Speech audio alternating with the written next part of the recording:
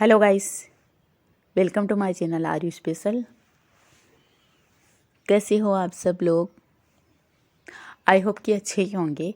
तो आज हम शुरू करेंगे राजस्थान हिस्ट्री का जो 8 अध्याय है वो। तो जो हमारा 8 चैप्टर है उसका नाम है राजस्थान में गुर्जर प्रतिहार। राजस्थान में प्रतिहार वंश की उत्पत्ति, राजपूतों की जो उत्पत्ति है उसका सर्वमान्य सिद्धांत किसने दिया है? चंद बरदाई ने। उसने अपने ग्रंथ पृथ्वीराज राशों के माध्यम से दिया था। पृथ्वीराज राशों के अनुसार सिरोही के माउंट आबू में वशिष्ठ मुनि ने अग्नि यज्ञ किया था और इस यज्ञ से 4 वीर पुरुष उत्पन्न हुए थे जिनका नाम बताया जाता है प्रतिहार, परमार, चालुक्य जिनको सोलंकी भी बोला जाता है, चौहान। इन 4 वीर पुरुषों की उत्पत्ति राक्षसों का संहार यानी कि उनको नष्ट करने के लिए हुई थी। विदेशी आक्रमणों में प्रमुख अरबी आक्रमण उनको ही कहा जाता है कि जो विदेशी आक्रमण है उनमें प्रमुख रूप से अरबी आक्रमण हुए थे। प्रतिहारों ने राजस्थान में प्रमुखतः भीनमाल जिनको जालोर बोला जाता है पर शासन किया था। प्रतिहारों ने 7वीं शताब्दी से लेकर 11वीं शताब्दी के बीच में अरबी आक्रमणों का सफलतापूर्वक सामना किया था और वे उसमें विजयी भी रहे थे। अब हम जानेंगे राजस्थान में गुर्जर प्रतिहार वंश का इतिहास किस हिसाब से रहा है। इनकी जो कुल देवी मानी जाती है वो चामुंडा माता को माना जाता है, जोधपुर वाली। इनकी उत्पत्ति के बारे में अलग अलग विद्वानों के अलग अलग मत रहे हैं। जैसे आरसी मजूमदार के अनुसार ये लक्ष्मण वंशी थे। मिस्टर जैक्सन ये बोलते हैं कि विदेशी थे। इसी हिसाब से भगवान लाल इंद्र जी ये बोलते हैं कि गुजरात से आने वाले गुर्जर थे। और गौरीशंकर ओझा का ये मानना है कि ये क्षत्रिय थे। डॉक्टर कनिघंगम बोलते हैं कि ये कुषाणों के वंशज थे और स्मिथ इनको बोलते हैं कि ये कुषाणों के वंशज थे। यानी कनिघंगम बोलते हैं और स्मिथ इनको कुषाणों के वंशज मानते हैं। इस हिसाब से मोहनोत नैन्सी ने इनको 26 शाखाओं में वर्णित किया है। सबसे प्राचीन शाखा इनकी मंडोर मानी जाती है। जो कर्नल टोड हैं उन्होंने इनको विदेशी, शक, कुषाण, हूण व सीथियन की मिश्रण जो 5वीं संतान है वो बताया है। गुर्जर प्रतिहारों ने मंडोर, भीनमाल, उज्जैन तथा कन्नौज को अपनी शक्ति का प्रमुख केंद्र बनाकर वहां पे शासन किया था।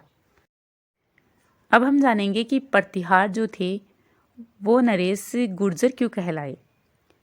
प्रतिहार नरेशों को गुर्जर शब्द से संबोधित उनके पड़ोसी जो राष्ट्रकूट थे और पाल शासक थे वो करते रहते थे। पड़ोसियों का ये संबोधन जो है 800 ईस्वी से लेकर 1000 ईस्वी तक चलता रहा। इसी अवधि में, इसी काल में जो है अरब के मुसलमानों ने इनको सिंध पर आक्रमण कर दिया था और वे भी प्रतिहारों को गुर्जर कहते रहते थे।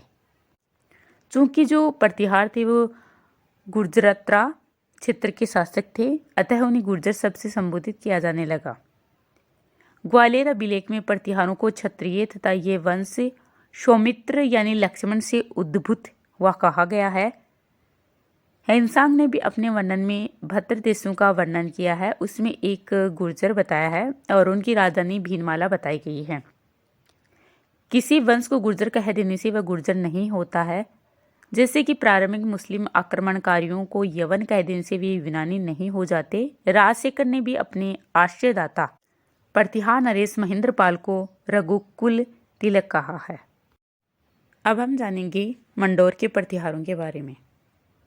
प्रतिहारों की 26 शाखाओं में मंडोर के प्रतिहार सबसे प्राचीन एवं महत्वपूर्ण शाखा थी। इनके बारे में हमें जोधपुर एवं गठियाले के शिलालेखों से थोड़ी बहुत जानकारी मिलती है। जोधपुर का जो शिलालेख माना जाता है वो 836 ईस्वी का है और गठियाले से 2 शिलालेख मिलते हैं। एक शिलालेख 837 ईस्वी का है और दूसरा 861 ईस्वी का। इनसे हमें ये पता चलता है कि प्रतिहारों के गुरु हरिश्चंद्र नामक ब्राह्मण थे और जो हरिश्चंद्र नामक ब्राह्मण थे इनकी 2 पत्नियां थी, एक ब्राह्मणी और दूसरी छत्राणी। ब्राह्मण पत्नी से उत्पन्न संतान ब्राह्मण प्रतिहार कहलाई और छत्राणी पत्नी भद्रा से उत्पन्न संतान क्षत्रिय प्रतिहार कहलाए। जो भद्रा है उनसे 4 पुत्र उत्पन्न हुए थे, भोगभट, कदक, रजिल और दह। इन चारों भाइयों ने मिलकर मंडोर को जीत लिया था और उसकी सुरक्षा के लिए प्राचीरों का निर्माण करवाया था। उसके जो वंशज हैं उनमें नागभट्ट प्रथम पराक्रमी शासक हुआ था। वह रज्जिल का पोता था। उसने अपने राज्य का काफ़ी विस्तार किया और मंडोर से 60 मील की दूरी पर स्थित मेड़ता नगर को अपने राज्य की राजधानी बनाया। इससे नागभट्ट के राज्य के विस्तार की जानकारी मिलती है और नागभट्ट के उत्तराधिकारियों के बारे में विस्तृत जानकारी नहीं मिल पाई है। उसकी जो 10वीं पीढ़ी थी उसमें सिलुक नाम का राजा हुआ था। प्राप्त साक्ष्यों से ये पता चलता है कि 12वीं सदी के मध्य में मंडोर के आसपास के क्षेत्रों पर चौहानों का प्रभुत्व स्थापित हो गया था, परंतु मंडोर दुर्ग जो है वो प्रतिहारों की इन्ना नामक शाखा के अधिकार में बना रहा। अन्य प्रतिहार वंशियों ने शायद चौहानों के सामंतों के रूप में शासन करना शुरू कर दिया था। मंडोर के गुर्जर प्रतिहारों के राज्य विस्तार के संबंध में डॉक्टर गोपीनाथ शर्मा का अनुमान है कि वह जोधपुर से 40 मील उत्तर पश्चिम और 60 मील के लगभग उत्तर पूर्व में चारों ओर फैला हुआ था। मंडोर के शासकों, उनकी रानियों तथा पुत्रों के विरोधों से अनुमान लगाया जा सकता है। विरोध मतलब कि महारागी, रागी, भूधर, भूपति आदि ये सब विरोधों में आते हैं। इनसे यह अनुमान लगाया जा सकता है कि वे दीर्घ काल तक स्वतंत्र शासकों के रूप में शासन करते रहे होंगे। अब हम जानेंगे भड़ोच के गुर्जर प्रतिहारों के बारे में। 7वीं और 8वीं सदी के कुछ दान पत्रों से पता चलता है कि भड़ोच और उसके आसपास के क्षेत्रों पर गुर्जर प्रतिहारों का शासन था, परंतु ये कौन थे, कहाँ से आए थे, इनके बारे में जो है इतिहासकारों में काफ़ी मतभेद हैं। एक मान्यता है कि भीनमाल के गुर्जरों ने ही भड़ोच तक अपने राज्य का विस्तार किया था।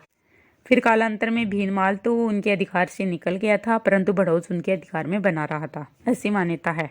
दूसरी मान्यता ये है कि भीनमाल की एक शाखा ने अलग होकर अपने लिए इस नवीन राज्य की स्थापना की थी, परंतु दान पत्रों में उनके लिए सामंत तथा महासामंत जैसे शब्दों के प्रयोग से स्पष्ट है कि वे स्वतंत्र शासक न होकर किसी अन्य शक्ति के अधीन शासन करते रहे होंगे। यह अन्य शक्ति मंडोर के प्रतिहार, गुजरात के चालुक्य अथवा कलचुरियों की हो सकती है और जय भट्ट चतुर्थ इस शाखा का अंतिम शासक रहा होगा, ऐसा भी अनुमान है। अब हम जानेंगे जालोर, उज्जैन और कन्नौज के गुर्जर प्रतिहारों के बारे में। गुर्जर प्रतिहारों ने मंडोर से अपना राज्य विस्तार शुरू किया था और उनका पूर्वज जो है हरिश्चंद्र नामक ब्राह्मण था। संभव है कि हरिश्चंद्र के समय से ही उसके वंशजों ने अपनी सुविधा अनुसार राजस्थान, गुजरात, मालवा, कन्नौज आदि क्षेत्रों में बसना शुरू कर दिया था और जब अवसर मिला अपने राज्य भी स्थापित करते चले गए। डॉक्टर ओझा का मत है कि इन प्रतिहारों ने सर्वप्रथम चावड़ा राजपूतों से भीनमाल का राज्य अधिकृत किया और फिर आबू, जालोर आदि क्षेत्रों को जीता था। इसके बाद में उन्होंने उज्जैन में अपनी राजधानी स्थापित की, परंतु अधिकांश व्यक्तियों के एक जैसे नाम होने तथा शिलालेखों और साहित्य रचनाओं में विभिन्न नाम की राजधानियों के विवरण से गुर्जर प्रतिहारों का क्रमबद्ध इतिहास जानना बहुत ही कठिन हो गया था। इसलिए फिर अध्ययन की सुविधा की दृष्टि से उज्जैन के प्रतिहारों और बाद में कन्नौज के प्रतिहारों का वर्णन किया गया है। तो अब हम जानेंगे उज्जैन के प्रतिहारों के बारे में। 8वीं सदी के प्रथम चरण में ही नागभट्ट प्रथम ने उज्जैन में एक नवीन गुर्जर प्रतिहार राजवंश की स्थापना की थी। ग्वालियर अभिलेख में इस वंश को क्षत्रिय तथा सौमित्री यानी लक्ष्मण से उद्भूत हुआ बताया गया है। इस शाखा का मूल जो स्थान है वो राजस्थान था अथवा अवंती। इस प्रश्न पर इतिहासकार एकमत नहीं है, परंतु गुर्जर प्रतिहारों का आदि स्थान मारवाड़ रहा है। अतः अनुमान लगा सकते हैं कि सभी गुर्जर प्रतिहारों के पूर्वजों का मूल स्थान राजस्थान ही था। सबसे पहले हम उज्जैन के जो प्रतिहार शासक थे नागभट्ट प्रथम, उसके बारे में जानेंगे। उज्जैन के गुर्जर प्रतिहार राजवंश के संस्थापक नागभट्ट प्रथम का समय जो माना जाता है वो 730 ईस्वी से लेकर 760 ईस्वी का माना जाता है। अगर हम नागभट्ट की उपलब्धियों के बारे में देखें तो ये दक्षिण पश्चिम में अरब जो आक्रमणकारी हुए थे उनके विस्तार को रोका था। ग्वालियर अभिलेख से भी ये ज्ञात होता है कि उन्होंने जो है वो मल्लेच, जिनको जो अरब जाति थी, उनकी सेना को पराजित किया। संभव यही था कि सिंध के जो गवर्नर जुनैद थे उनके निर्बल उत्तराधिकारियों को नागभट्ट ने पराजित किया। इसके बाद उसने जो है भड़ोच प्रदेश को जीता। नागभट्ट प्रथम के बाद में हम जानेंगे कक्कुक और देवराज के बारे में। नागभट्ट के उपरांत उसका भतीजा था कक्कुक, वो सिंहासन पर बैठा। उसके बारे में हमें बहुत ज़्यादा जानकारी नहीं मिलती है। कक्कुक के बाद में उसका छोटा भाई देवराज सिंहासन पर बैठा। कक्कुक और देवराज का जो समय माना जाता है वो 760 ईस्वी से 783 ईस्वी तक निर्धारित किया जा सकता है। ग्वालियर अभिलेख में उसके द्वारा जो अनेक राजाओं को पराजित किए जाने का उल्लेख मिलता है, परंतु जो साक्ष्य हैं उनके अभाव के कारण में ये कहना कठिन है कि उसने कौन से राजाओं को पराजित किया था और इन युद्ध से उसे क्या लाभ हुआ था। अब हम जानेंगे जो उज्जैन के नेक्स्ट जो शासक थे वत्सराज, उसके बारे में। देवराज था, उसके बाद में उसका पुत्र वत्सराज उज्जैन के सिंहासन पर बैठा। उसने 783 ईस्वी से लेकर 795 तक शासन किया था। वह अपने समय का एक महत्वाकांक्षी शासक सिद्ध हुआ। उसने भंडी जाति को पराजित करके मध्य राजस्थान पर अपना अधिकार जमाया। इसकी जो विजय हैं उनकी पुष्टि हमें ओसिया अभिलेख और दौलतपुर अभिलेख से होती हैं। कन्नौज का राज्य जीतने के लिए उसे बंगाल के जो पालवंशी राजा था उस टाइम का धर्मपाल, उससे युद्ध करना पड़ा। वस्तुतः इस समय जो है कन्नौज पर निर्बल राजा इंद्रायुध राज्य कर रहा था और गुर्जर प्रतिहार तथा पाल दोनों ही कन्नौज का राज्य हथियाना चाहते थे।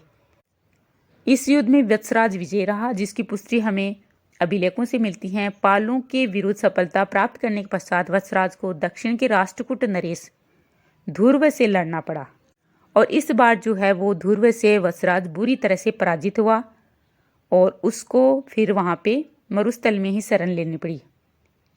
फिर ध्रुव ने बंगाल के जो धर्मपाल था उसको भी पराजित कर दिया, परंतु ध्रुव के लौटते ही धर्मपाल ने कन्नौज पर आक्रमण कर दिया और इंद्रायुध को हटाकर चक्रायुध को सिंहासन पर बिठा दिया।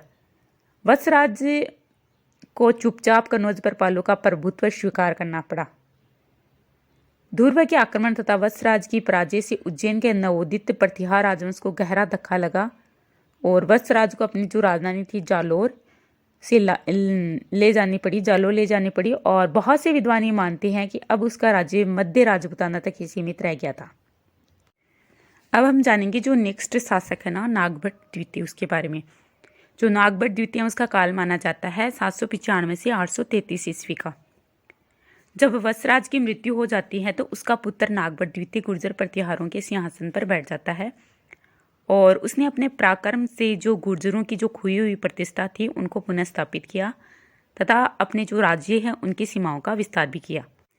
तो अब हम जानेंगे नागभट्ट द्वितीय के बारे में, जो उन्होंने किन से युद्ध हुआ था और क्या क्या विजय प्राप्त की थी। सबसे पहले हम देखते हैं कि राष्ट्रकूटों से युद्ध हुआ था इनका। नागभट्ट द्वितीय को अपने वंश के शत्रु राष्ट्रकूट वंश के शासक के साथ में युद्ध करना पड़ा था। युद्ध का यही मूल कारण था कि जो उत्तरी भारत है वहाँ में अपनी अपनी सर्वोच्चता स्थापित करना चाहते थे। संजान ताम्रपत्र, पठारी स्तंभ लेख और राधनपुर ताम्रपत्र से ये पता चलता है कि इस युद्ध में गुर्जर प्रतिहारों को पराजय का सामना करना पड़ा और राष्ट्रकूट नरेश जो गोविंद तृतीय था उसने नागभट्ट द्वितीय को परास्त किया था और ये युद्ध जो है वो 806 से 808 के बीच में लड़ा गया था। फिर आता है कन्नौज विजय। राष्ट्रकूटों से जब परास्त हो गए थे तो नागभट्ट ने साहस नहीं छोड़ा था और वह अपनी शक्ति को संगठित कर उचित अवसर की प्रतीक्षा करने लग गए थे। गोविंद तृतीय काफ़ी वृद्ध हो चुका था, जो कि गोविंद तृतीय कौन था, जो राष्ट्रकूट नरेश था गोविंद तृतीय, और वो काफ़ी वृद्ध हो चुके थे और उसने अपने उत्तरी अभियान से वापस लौटने के बाद वह अपने जो घरेलू समस्याएं थी उनमें फंस गए थे। अब इस स्थिति को जो अनुकूल समझकर नागभट्ट द्वितीय ने अपने राज्य की जो सीमाएं हैं उनका विस्तार करना शुरू तथा गुर्जर प्रतिहारों की शक्ति जो थी उनको वापस प्रतिष्ठित करने का निश्चय किया और उसने कन्नौज पर आक्रमण किया और जो चक्रायुध था उसको परास्त करके कन्नौज राज्य को वापस जीत लिया।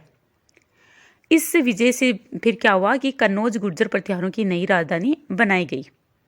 यानी कि जो जब ये गुर्जर प्रतिहार जीत गए थे तो इन्होंने अपनी राजधानी फिर कन्नौज को बना लिया था। इस विजय से प्रतिहारों की जो ख्याति थी वो पुनः स्थापित हो गई। फिर आता है धर्मपाल की पराजय। चक्रायुध धर्मपाल का आश्रित राजा था। धर्मपाल कौन था? जो पाल वंश का शासक था। अतः धर्मपाल ने नागभट्ट द्वितीय को सबक सिखाने का निश्चय किया और इसके विरुद्ध में जो है युद्ध के लिए चल पड़ा, परंतु घमासान युद्ध में भी नागभट्ट द्वितीय के हाथों वह पराजित हो गया और फिर बंगाल वापस लौट गया। पालों की पराजय हुई तो गुर्जर प्रतिहारों की प्रतिष्ठा और ज़्यादा बढ़ गई। जोधपुर अभिलेख से भी ये पता चलता है कि जो युद्ध हुआ था वो मुंगेर के पास में लड़ा गया था, जिसमें मारवाड़ के शासक नागभट्ट का सामंत ने भी भाग लिया था। इससे ये तो स्पष्ट हो ही जाता है कि राजस्थान के बहुत बड़े क्षेत्र पर नागभट्ट द्वितीय का अधिकार बना हुआ था। अब हम देखते हैं कि नागभट्ट जो द्वितीय था उनकी अन्य विजय कौन सी रही थी। ग्वालियर अभिलेख में नागभट्ट द्वितीय के अन्य विजयों का भी हमें वर्णन दिया गया है। इस लेख के अनुसार उसने जो है उत्तरी काठियावाड़, मालवा, किरात जो हिमालय प्रदेश का कोई हिस्सा रहा था, तुरुस्क जो पश्चिमी भारत का मुस्लिम राज्य था, वत्स कौशाम्बी प्रदेश था और मत्स्य जो पूर्वी राजस्थान के राज्यों पर आक्रमण कर उन पर अधिकार जमाया था। परंतु कुछ और अन्य साक्ष्य नहीं होने के कारण इस अभिलेख को सही माना उचित नहीं होगा, क्योंकि यदि इसे सही माना जाए तो इसका अर्थ ये हुआ कि नागभट्ट द्वितीय के साम्राज्य में संपूर्ण उत्तर भारत, मालवा, गुजरात का कुछ भाग, राजपूताना का विस्तृत भाग और पश्चिमी भारत कुछ क्षेत्र भी सम्मिलित थे। संभव है कि इन सभी क्षेत्रों पर कुछ समय के लिए उसका राजनीतिक वर्चस्व बना रहा होगा। नागभट्ट द्वितीय ने मुसलमानों को पराजित किया और इसमें उसके चहामान सामंत जो गोविंदराज थे, गुहिल सामंत जो खुमान थे आदि ने पूरा सहयोग दिया था। संभवतः दिल्ली के मुसलमानों की तरफ से नागभट्ट के राज्य के पश्चिमी भाग पर आक्रमण किया गया हो और अपने सामंतों की सहायता से उसने मुस्लिम आक्रमणकारियों को परास्त कर खदेड़ दिया था। इससे एक बात तो स्पष्ट हो जाती है कि जो चौहान और गुहिल वंश शासक थे ना, वो स्वतंत्र शासक न होकर जो गुर्जर प्रतिहार थे उनके सामंत में ही शासन कर रहे थे। इससे ये बात तो पक्की हो जाती है। अब हम जानेंगे इनका मूल्यांकन के बारे में। तो नागभट्ट द्वितीय अपने समय का एक पराक्रमी शासक था। राष्ट्रकूट नरेश जो गोविंद तृतीय था उनके हाथों ये पराजित हुआ था, लेकिन अपने मन में निराशा को उत्पन्न नहीं होने दिया था। उसने अपनी जो शक्ति थी उनको पुनः संगठित किया, फिर कन्नौज को जीता तथा कन्नौज के जो संरक्षक थे पालवंशी नरेश धर्मपाल, उसको पराजित किया और उसके बाद में उत्तरी भारत की जो राजनीति थी उसमें गुर्जर प्रतिहारों के जो वर्चस्व था उसको पुनः प्रतिष्ठित किया।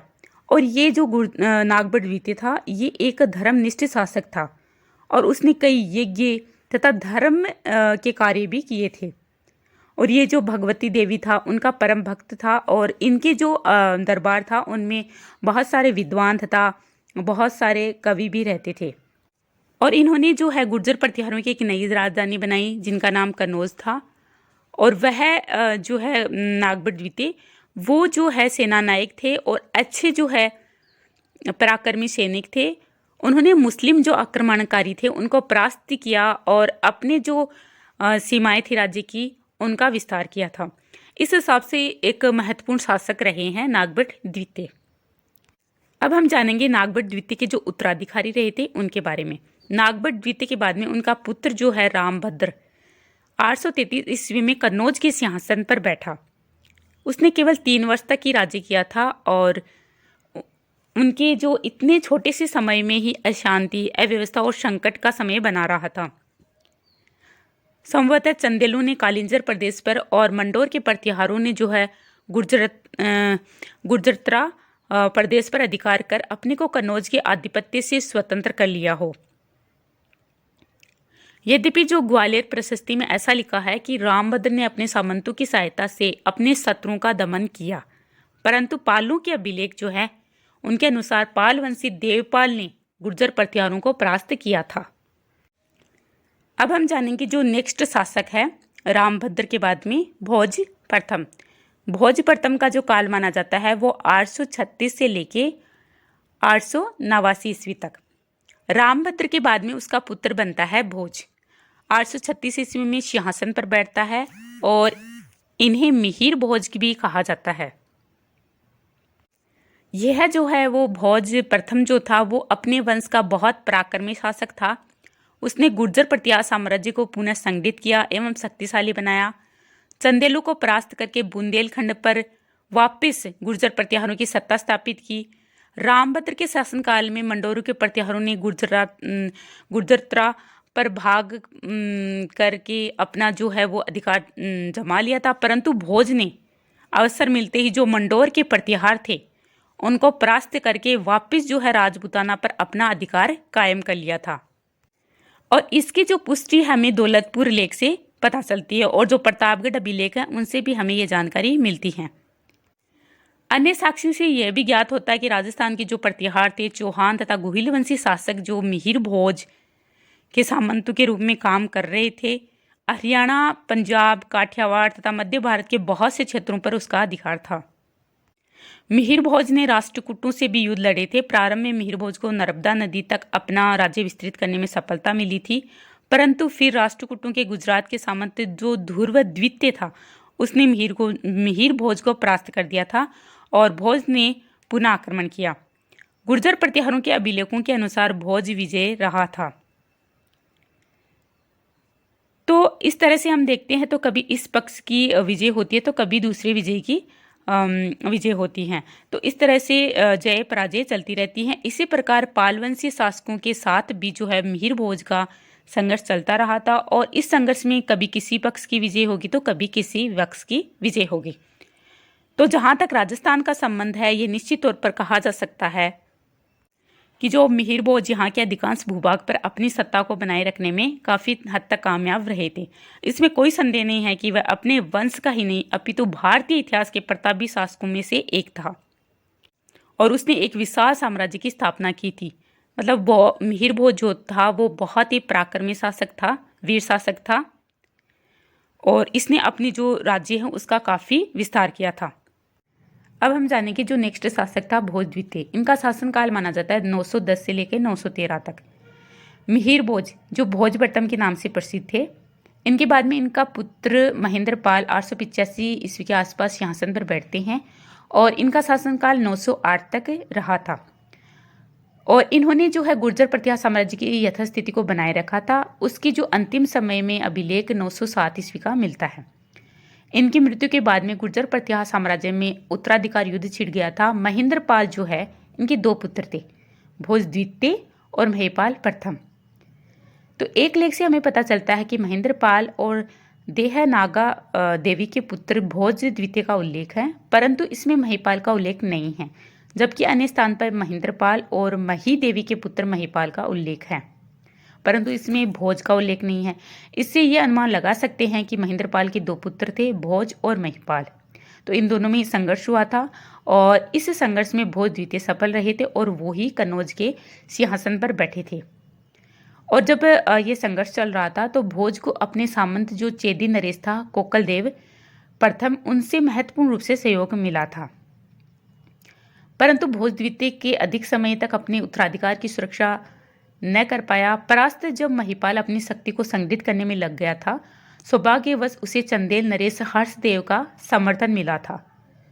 तो दूसरी तरफ भोज का जो मुख्य समर्थक था कोकल देव, वो मर चुका था। तो इस बार जो महिपाल था वो विजयी रहा था और फिर जो भोज के बाद में जब भोज द्वितीय था उसके बाद में जो कन्नौज पर अधिकार महिपाल का हो गया था। इस प्रकार 2 या 3 वर्ष तक ही भोज द्वितीय का जो है राज्यकाल रहा था। अब हम जानेंगे महिपाल प्रथम और उसके उत्तराधिकारी के बारे में। 913 के ईस्वी के आसपास भोज द्वितीय को परास्त किया गया और महिपाल सिंहासन पर बैठ गए। उसे विनायक पाल और हिरंब पाल भी कहा जाता है। सिंहासन पर बैठते ही उसे राष्ट्रकूट नरेश इंद्र तृतीय के आक्रमण का सामना करना पड़ा। राष्ट्रकूटों ने उज्जैन पर अधिकार करने के बाद भी कन्नौज पर आक्रमण कर उसे नष्ट भ्रष्ट कर डाला। महिपाल परास्त होकर राजधानी से भाग खड़ा हुआ। राष्ट्रकूटों की वापसी के बाद वह कन्नौज लौट आया और उसने अपने राज्य के सभी क्षेत्रों पर अधिकार कर लिया। राजशेखर ने अपने आश्रयदाता महिपाल की बहुत सी विजयों का उल्लेख किया है। संभव है कि राष्ट्रकूट नरेश इंद्र तृतीय की मृत्यु के बाद में उसके अयोग्य एवं निर्बल उत्तराधिकारियों के समय में उसने दक्षिण के कुछ राजाओं को परास्त किया हो। महिपाल के बाद में उसका पुत्र महेंद्रपाल द्वितीय सिंहासन पर बैठा, तो ऐसा प्रतीत होता है कि वह 2-3 वर्ष ही शासन कर पाया। उसके बाद में देवपाल शासक बने। ये दोनों शासक ही कमजोर निकले और चंदेल नरेश जो यशोवर्मन थे, उन्होंने गुर्जर जो थे उनके कई क्षेत्रों पर अधिकार कर लिए। बाद के जो गुर्जर शासक थे उनके समय में कन्नौज की शक्ति धीरे धीरे कमजोर होती गई और देवपाल के पोते फिर राज्यपाल के समय में महमूद गजनवी ने कन्नौज पर चढ़ाई की और उसे और अधिक निर्बल बना दिया। 1093 ईस्वी के आसपास चंद्रदेव गहडवाल ने प्रतिहारों से कन्नौज छीनकर उसके स्वतंत्र राजनीतिक अस्तित्व को समाप्त कर दिया। इसके बाद हमें प्रतिहारों का उल्लेख गहडवालों, राठौड़ों और चौहानों के सामंतों के रूप में ही मिलता है। देवपाल के समय से गुर्जर प्रतिहारों की राजधानी सामंत स्वतंत्र बनने के प्रयास में लग गए थे और आगे चलकर उन्हें गुर्जरों के प्रभुत्व से स्वतंत्र हो जाने में सफलता मिल गई थी। इस हिसाब से हम देखते हैं कि मध्यकाल का जो शौर्य था वो पराक्रम का युग था। एक तरह से हम देखें तो मध्यकाल का युग शौर्य और पराक्रम का युग रहा था। जब तक गुर्जरों में साहसी एवं पराक्रमी शासक उत्पन्न होते रहे थे तो राज्य काफ़ी विस्तृत हो गया था। प्रारंभ में देखें तो मंडोर के प्रतिहारों में नागभट्ट हो गए, सिल्लुक, बाउक आदि पराक्रमी शासक हुए थे और उन्होंने अपने राज्य को शक्तिशाली ही नहीं अपितु उसका काफ़ी हद तक विस्तार भी किया था। उज्जैन, कन्नौज के प्रतिहारों में अधिक प्रतिभाशाली शासक हुए और हर्ष की मृत्यु के बाद में रिक्त जो केंद्रीय शक्ति थी उसको हथियाने के लिए बंगाल के पालों तथा